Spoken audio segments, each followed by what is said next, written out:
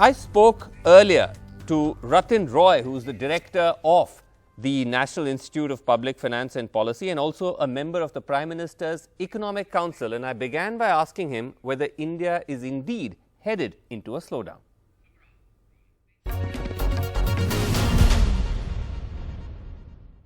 This is an early warning.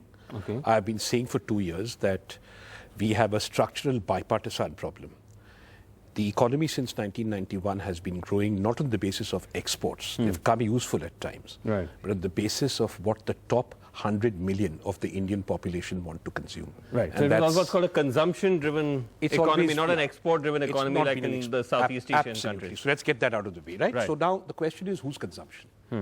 We are not been growing on the basis of what all Indians consume. Right. We have been growing on the basis of what the top 100 million Indians consume. Okay. And they consume cars, two-wheelers, air conditioners, and you'd have seen a massive change in relative prices across the last 25 years, across Sure. my lifetime in these things. Yeah. An air ticket from Bombay to Delhi, even after Jet Airways collapsed, cost more or less exactly the same as it did in 1991, 4,000, 5,000 rupees. And 100 million is a lot of people. So Right. the private sector was happy, investors were happy, and the economy was growing. So this 100 million was really powering India's growth story as we understood it, according to you. Absolutely. Okay. Now that powering is heading to a plateau, and I feel that what is happening is something that's happened in many countries in the world. India is heading, unless we do something about it in the next 5 years, towards a middle income trap. A middle income trap. Okay, that sounds ominous, but what does it mean? It means that we'll be a middle income country, and then our growth will begin to falter unless we're able to increase the sources of demand. It means, in short, we will not be South Korea, we will not be China, we will be Brazil, we will be South Africa. Wow. We will be a middle-income country with large numbers of people in poverty, seeing rising crime. And in the history of the world, countries have avoided the middle-income trap, but no country, once in it, has been able to get out of it. Okay, this is a very apocalyptic scenario that you're outlining. This is something much deeper and much more structural than what most people are reading. Most people are reading this as some kind of temporary hiccup. But Yes. you're saying this goes much deeper. Why? Because this 100 million pool, which has been powering the growth of India, has now reached a sort of saturation point. Is that what you're right? Absolutely. And is not extending to the next, let's say, 100 million or the next 200 million? Exactly. And the discretionary consumption that this 100 billion do, you can see this if you look at the import numbers. They want to send their kids abroad to study. They want to take holidays in Venice and Rome, and they have the money to do it. Right. They want to do their healthcare in Singapore and not in India. So essentially, there's an abandonment of India at the margin, having got their cars, having got their two-wheelers, having got their air conditioners. The next round of consumption is largely imported. Okay, let me try to break this down without it becoming too technical for the arm viewer.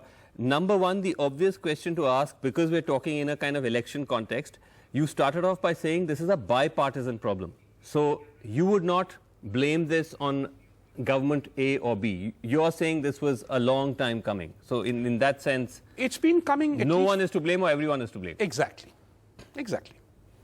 And it's not a question of blame here. The question is that, this has not been recognized because the Indian economy operates essentially in short-term mode.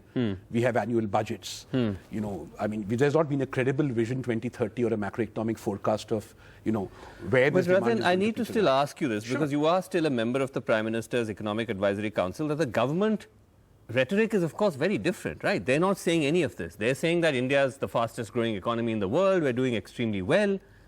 How does that square off with That is completely your consistent. analysis? India is the fastest growing economy in the world, but it's not the fastest growing economy in India's history. Right? So India is the fastest growing economy in the world because China is not the fastest growing economy in the world. Right. And so we are growing at what? 6.1, 6.5, 6.6%. And that's Sure. great. But this consumption slowdown is going to put that under threat. Sure, India will grow at 5 to 6%, year on year for the next 5 or 6 years. But a time will come when that will stop. And when consumption demand like this begins to fall, that is the time to go and look at what is structurally fundamentally wrong with the country. I'll tell you what it is.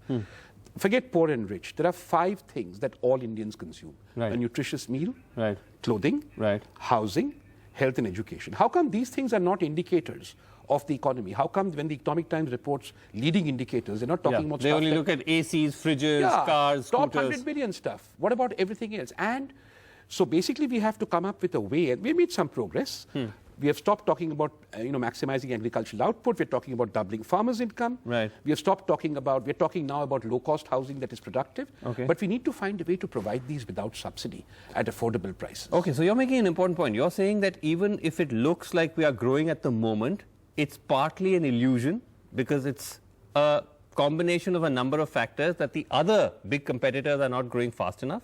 And also this can't sustain. If this slowdown continues, absolutely, then our growth story is in peril. we have, it's not panic stations yet.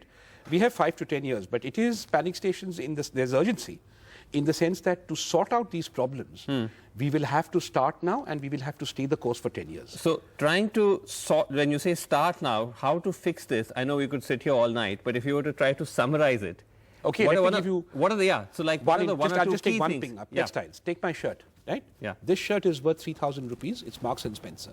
It's 95% made in India. Go to Sarojini Nagar, go to Fashion Street in Bombay or Delhi and try and buy a 400 rupee shirt, ask who made it.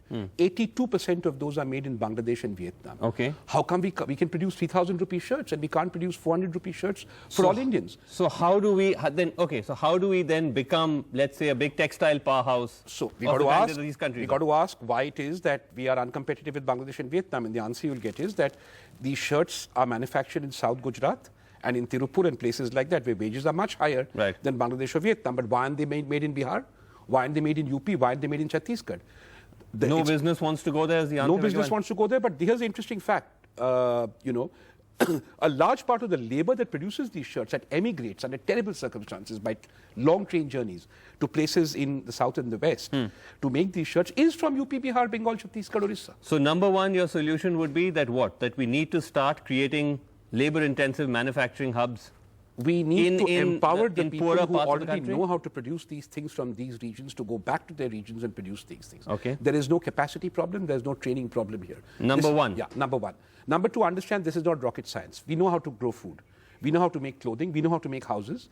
And we should be able to deliver reasonable health and education. Okay. We're not talking robots here or sophisticated stuff. Sure. So UP and Bihar and Chhattisgarh in the north are perfectly compatible with doing things with existing level of capabilities, perhaps some modest increases in them. Okay. So that shift will solve three problems. It will solve the employment problem because these are all labor intensive. Right. It will solve our growth problem. Right. And it will solve our regional inequality problem. Okay. Unless India makes for all Indians where they live, we will be in a middle income trap because we do not have the luxury of export-led growth anymore. That model is over. Okay, but again, these are very, very strong words and a very, very serious kind of forecast of a predicament we're heading into coming from you.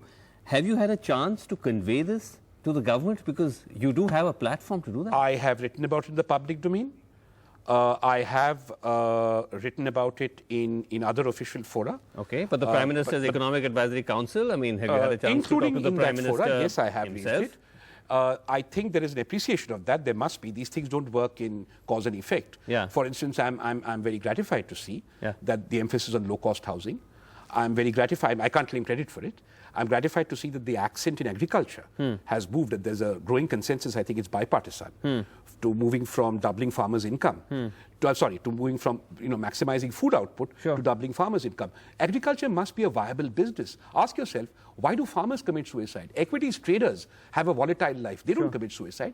It's because we have, by a combination of subsidies and interventions, we have made agriculture so vulnerable, so unpredictable that the business of farming doesn't hold people. And the traditional solution has been, let's get people off the land. No. Let's first look at how many people agriculture can support as a business, because that's the business that produces for all Indians. Okay, but Rathin, if you look at the two big promises made by both political parties, they don't seem to have got the message, because both are promising essentially more subsidies, more handouts. Yes. You have PM Kisan on one side and you have Nyaya on the other. I have a lot of sympathy for both because, there is a political imperative to respond to distress, and there is farmer distress, and obviously people below the poverty line are distressed. But these laudable attempts to compensate people for the failure of development in times past, because it's basically, what is this? This is a compensation. Right. Sorry you couldn't develop, therefore you're poor. Sorry you're a farmer and you're in trouble and you're indebted, here's some money to help you. That will be a palliative today, and maybe it's an important one, but it will not solve this problem that you've outlined. Absolutely. Rathin Roy, great to have you. Very, very worrying, prophesizing by you. Is this going to get you into trouble at all? I don't think so. Why? People have been very courteous and they've listened. Okay. And I trust the political parties would listen, because I'd like to think that no political party has an ideology where they would like to see India in a middle income trap at the expense of the short term. So I'm at everyone's disposal to have a larger discussion on how we can get around this. All right, Rathin Roy, thanks very much indeed for talking to us. Thank you.